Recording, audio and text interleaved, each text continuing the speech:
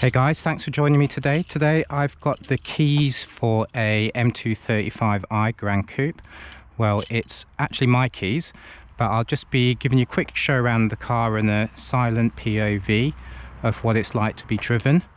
So as you can see, I've got it in black with the double spoke diamond cut alloys. It's quite a different take from previous BMWs. It's got much more of a bubblier shape. Looks a bit more like your typical kind of sedan that you would get from another manufacturer. I still like it though. It's growing on me. The back isn't as terrible as some would have you believe. So let's have a look inside the back. Now, a lot of people have said that there's not enough room in here for a family. I beg to differ.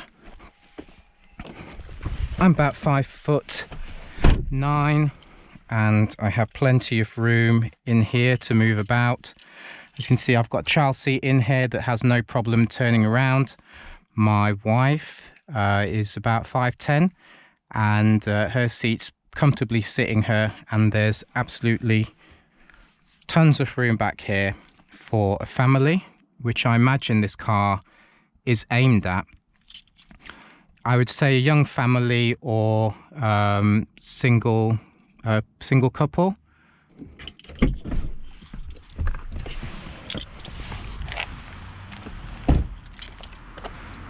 As we get to the boot, I'm not sure if you'll be able to see too much of this, but there's quite a bit of space back here, and there's a secondary compartment that you can comfortably fit numerous items.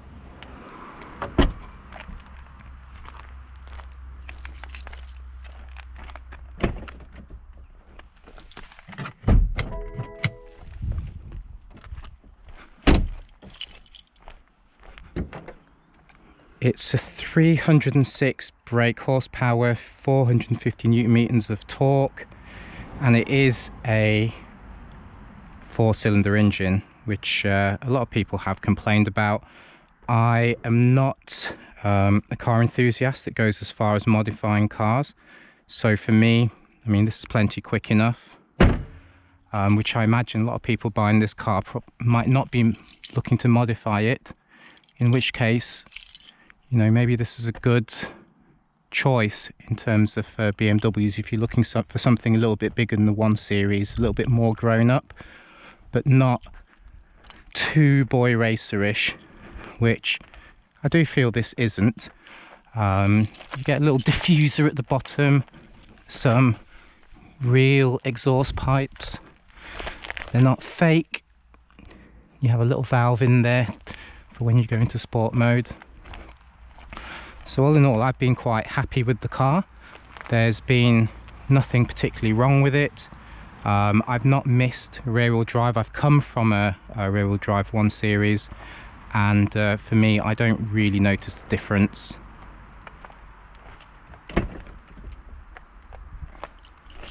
Let's see what it sounds like.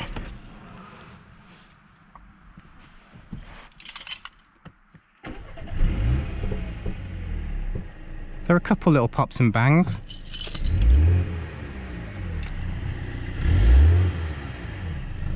But nothing too dramatic, if I'm honest, which is a bit of a shame.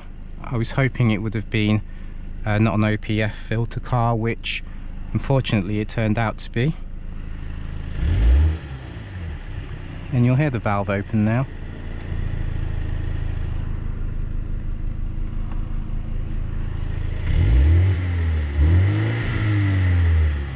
There's not a lot to shout about really in terms of drama from the engine. What I'll do is we'll take her out for a quick spin. And if there's anything you guys want to see from this car, please let me know. I understand that there's been quite a shortage. Mine was delayed for a little while, but I did manage to pick it up the middle of May. So if there's anything you guys want to know about this M235 or about the 2 Series Gran Coupe in general, please let me know and I'll try my best to show you some of the features.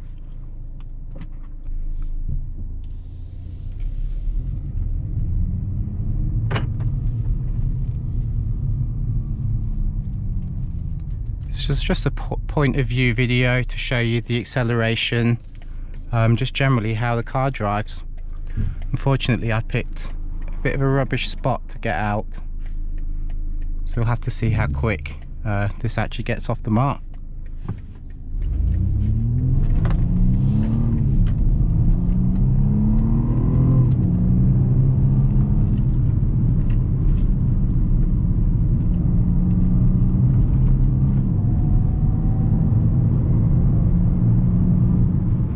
There we are at the speed limit. It can be a little dramatic when it accelerates off. When you've got the sports,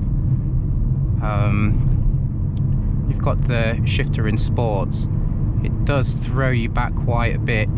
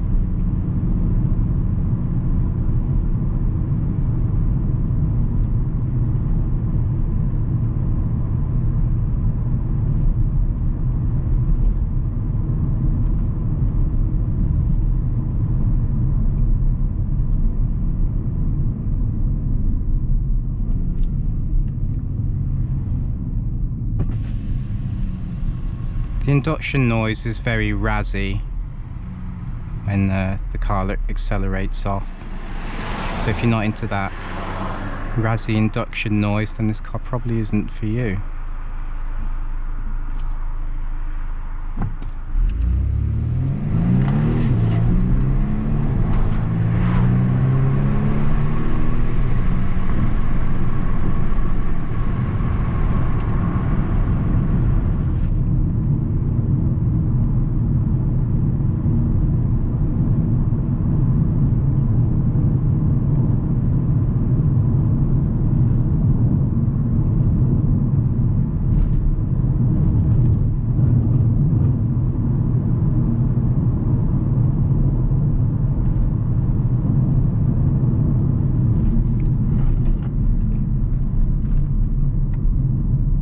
I just knew that would happen.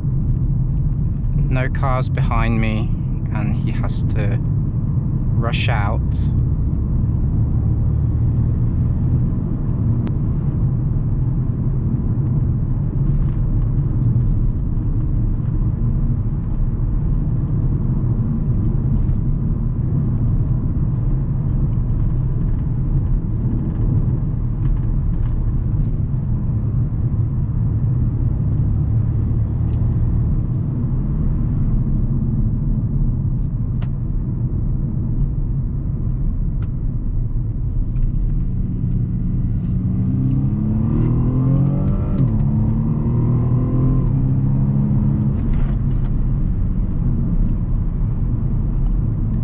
Very quickly find yourself breaking the speed limit with this car.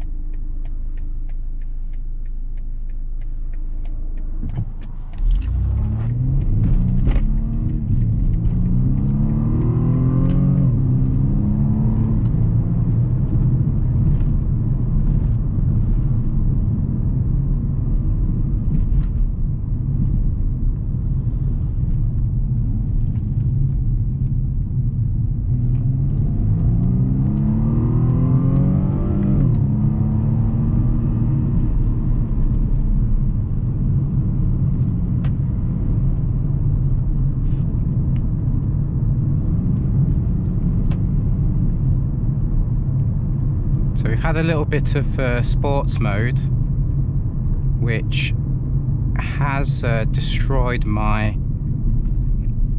miles per gallon that I'm getting. I'm currently averaging about 19 since I received the car. I have done a few trips where I have averaged over 40. So on motorway trips it's not so bad, but driving around small country lanes and city driving, you're probably looking at around 18. That's what I've been averaging around about in the city, 18, 19.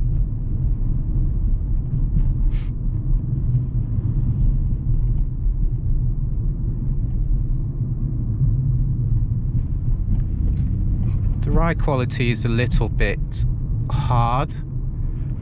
I'm used to this type of hard suspension in the car. Someone coming from something a little bit more comfortable or with adaptive suspension might find this ride quality a little tough, especially around little country lanes like this.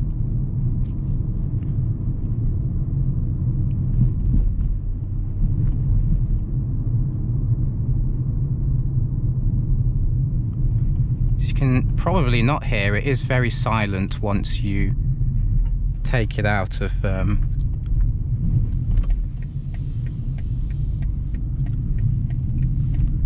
sports gearing.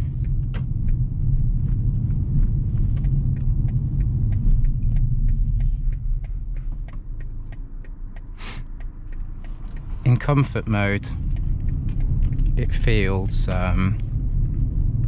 the ride quality is good. In economy, it's a little bit, you just don't really get anywhere. And I think anyone coming from a BMW car, or who's had a BMW car of late in the last 10 years or so, will know about economy mode.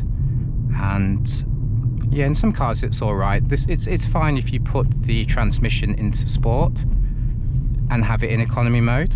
That works quite well, but you are then killing your MPG, which I guess is the whole point of having economy mode. So I normally have it in economy mode, and if I'm coming up to a junction, I will switch it into sports transmission, and then just use that if I need, you know, a quick burst of acceleration. But yeah, sometimes I stick in economy mode, other times I will mainly stay in comfort, sometimes in sport. So it's been a very mixed bag, but my current miles per gallon is averaging quite low, as I've just mentioned, which is definitely something you shouldn't get this car for if it will be something on your mind. I've come from a car that was doing about 45 miles a gallon average, and so it's quite a cutback, but I have driven or had other cars previously which did average a lot lower.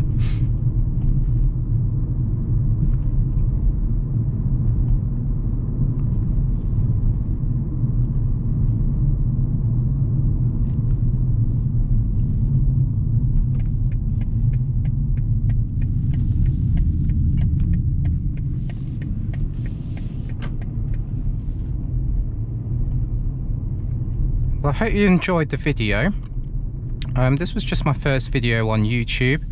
I'm not a massive content uploader, but I know there have been, I did have a bit of quite a problem finding information about this car. There are some videos, but they're mainly reviews, which can be, you know, fairly subjective with the type of reviewer.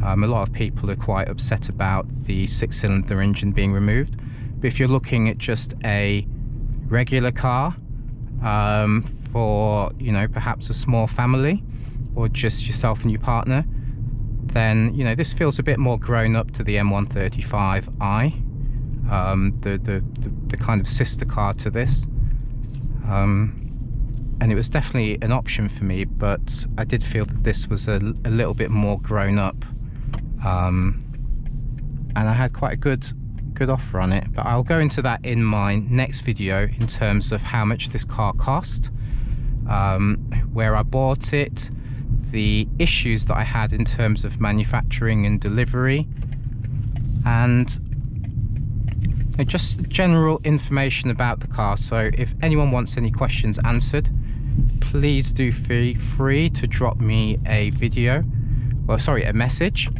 and I will be more than happy to include that on my next video about this car.